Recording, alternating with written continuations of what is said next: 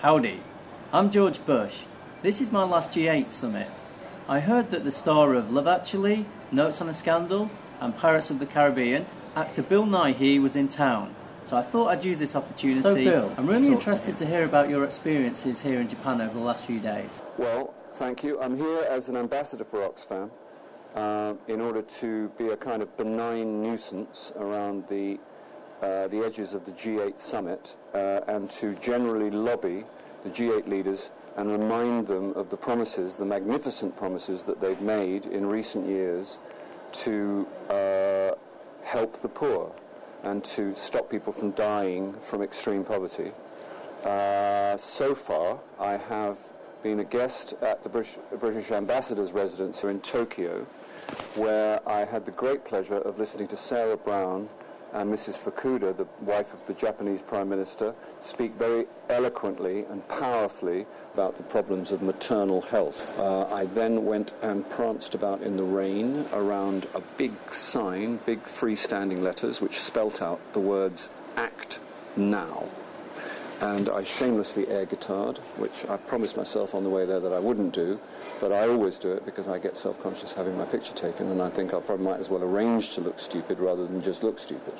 Anyway, so I did that, and it's been great.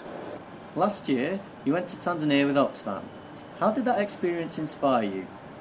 Well, George, I'm glad you asked me that. It inspired me greatly. It was my first real exposure to Africa. The first time I got to actually talk to people about specific things.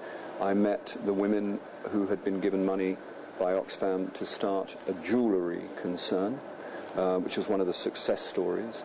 I was really there to bear witness to the fact that the money does get through. And I was there to vouch for the fact that not only did the money arrive, but when it arrived, it did something. I also met a young boy called Samwell, who, when I told him about the G8, which he'd never heard about before, you know, he was a 13-year-old boy, he was excited to hear that there were 8 rich countries who were going to discuss his situation, and he wanted their names, and he wrote them down in his exercise book, because he fully expects some action.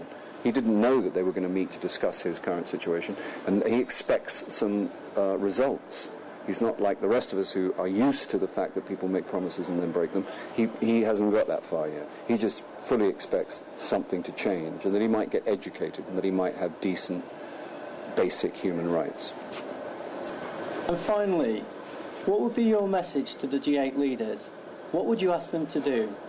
But in this particular G8, they have Africa as the subject of talks on the first day. It's therefore at the top of the agenda for once.